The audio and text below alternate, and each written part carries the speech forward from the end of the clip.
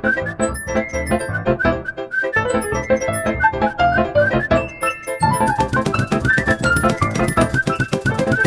way! Welcome back to the podcast. The podcast about stuff and things I talk about in the podcast. Today we are going to be interviewing 3 experts in the field of neurology. We're also going to talk to a substance abuse counselor and a psychologist. Where in this we will ask a series of questions, all based on today's topic: high school steroid use. Oh, wow. This will be nice to talk about. Now for introductions of our specialists. Firstly, our psychologists. Hi, I'm Kaya, and I'm going to be your psychologist for this podcast. So great to be here. Next, our neurologist. I'll be the neurologist of this podcast. And last but certainly not least, our substance abuse counselor. I'm Isabel, and will be the substance abuse counselor for this podcast. Now, let's move on to our questions. Alright, first we have our psychologist. So without further ado, let's get into it. Today I'm going to be talking about multiple things related to high school steroid use, like the effects of it on teens and some strategies they can use instead of resorting to steroids. Alright, time for question 1. What are the effects of mental health, especially for teenagers? There are serious psychological effects from taking steroids. Someone may become aggressive or combative, may suffer from delusions, paranoia, and other things. Depression, cognitive deficits, and some minor psychiatric disturbances like insomnia, irritability, and anxiety are also side effects. For children, these effects generally appear as behavioral changes. Not only that, but they're at higher risk for consuming other drugs, often to counteract the side effects of the same steroids. Interesting. Time for question 2. What are some strategies that teenagers could employ and make use of to avoid them resorting to using steroids or for whatever reasons? I'm glad you asked that. Most people use drugs because they're going through a rough patch in life, and that is no less true for teenagers. And once you start, it's hard to stop. Some strategies I would recommend are taking care of your body, like getting a proper sleep, nutrition, exercise, all of that, and positive self-talk.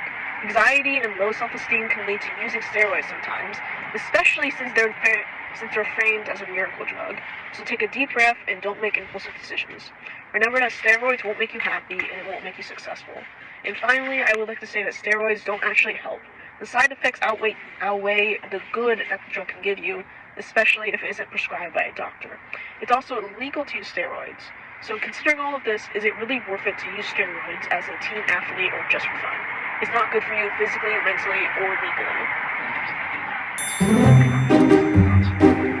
And question 3. How can we as a society help? Is there anything people should be aware of? There are 2 things they can do off the top of my head to discourage teenagers from using steroids. 1, properly educate them about the side effects and the consequences of using steroids without prescription. Steroids have severe side effects on both the brain and the body, and everyone should be aware of these effects. And 2, let teens know that they don't have to resort to using steroids just because they're stressed or feeling pressured. Teens can use for other drugs in order to stay awake in order to keep studying. But doing this doesn't actually improve their performance, but instead lowers the quality of it. The same is true for steroids. It may temporarily help you, but it won't be a permanent benefit. So teens should be aware that there are other ways of doing things, and that steroids aren't necessary for success. Alrighty, so let's thank our first person. Now on to our second person, our substance abuse counselor. Yay! Alright, so question 1. Let's give our substance abuse counselor a chance to introduce themselves again. Hi, I'm Isabel, and I've been a substance abuse counselor for 10 years. Question 1. Why do teenagers use steroids? Teenagers usually use steroids for athletic performance, physical appearance, and social pressure. Many teenagers are athletes and want muscle mass, strength, and endurance. Some teenagers want more muscle mass for the appearance and things like that. As for social pressure, many influence others to take them to help their athletic career take off. The reasons they are taking them can help them in the future in sports, but many sports will not let them play and be on the team if they fail a drug test. And in many cases, when they take it take them, it can cause more problems in the future. That's right. Okay. Question 2. How do they abuse it? Teenagers typically abuse anabolic steroids in high school for specific consumption patterns, helping to maximize muscle growth or performance. Teenagers often use doses 10 to 100 times higher than prescribed. Many will take multiple doses at a time and then will stop for a period of time and then start again. Others will combine different steroids at one time. This overall is very dangerous by taking too many and mixing different ones together. Question 3. How can we help them to stop taking these? Letting teenagers know how dangerous it really is and showing that we are able to help them and get them off these drugs can definitely be helpful. Many teenagers aren't going to stop, and many don't know how steroids can really affect them growing in their future.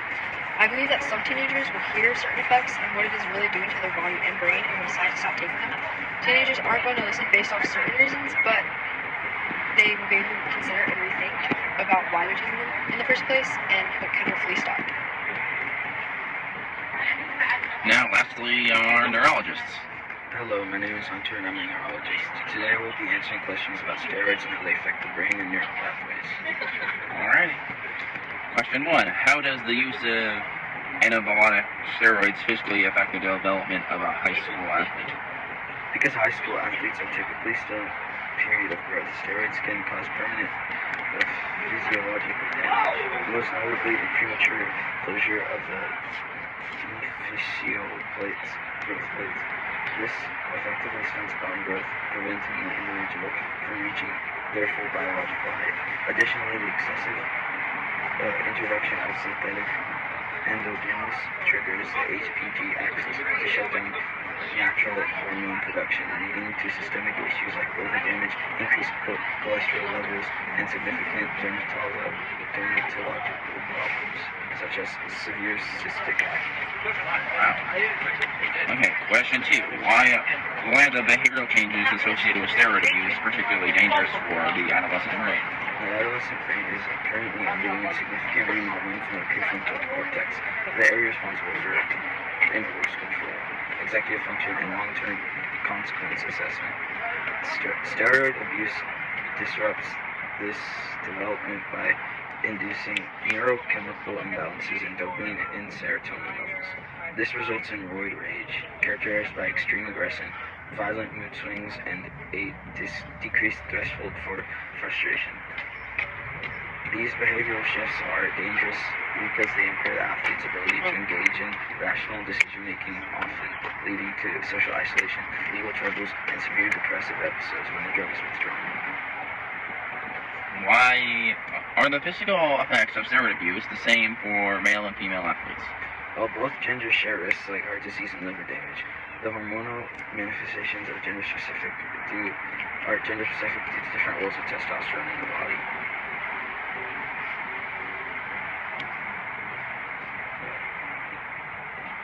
Okay. Now, as we wrap this podcast up, we are going to on to our takeaways. But first, thank all of you for coming and sharing about your profession, answering my questions, and generally being a great guest. Okay, now for our takeaways of the experience. We first learned the effects of high school steroid use on teens with steroids. We also learned about how teens can prevent using them and how we can talk to teens about this and why they use them, and just how to learn more about it. We also learned about the neurological effects and why teens take them regularly neurologically. Alright, that's it for our podcast. See you in the next podcast.